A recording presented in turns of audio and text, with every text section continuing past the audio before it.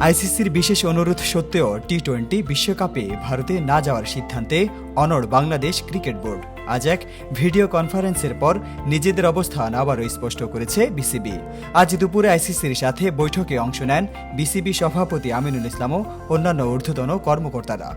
সেখানে ভারতের নিরাপত্তা পরিস্থিতি বিবেচনায় দল না পাঠানোর সিদ্ধান্তে অটল থাকার কথা জানানো হয়।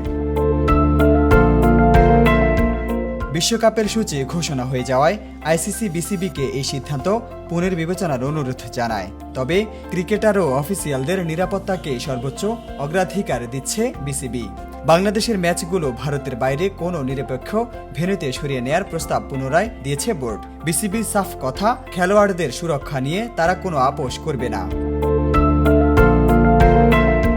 যদিও সংকট সমাধানে দুই পক্ষই আলোচনা চালিয়ে যেতে সম্মত হয়েছে, তবে বিসিবির বর্তমান অবস্থানে টুর্নামেন্ট নিয়ে বড় ধরনের অনিশ্চয়তা দেখা দিয়েছে। নিরাপত্তা ও সুরক্ষার ইস্যুতে বিসিবির এই অনড় অবস্থান বিশ্ব ক্রিকেটে এখন আলোচনার মূল কেন্দ্রবিন্দু। সামনের দিনগুলোতে আলোচনার মাধ্যমে কী সমাধান আসে সেদিকেই নজর সবার। রাশেদ বিল্লাহ, স্পোর্টস, জয় জয় দিন।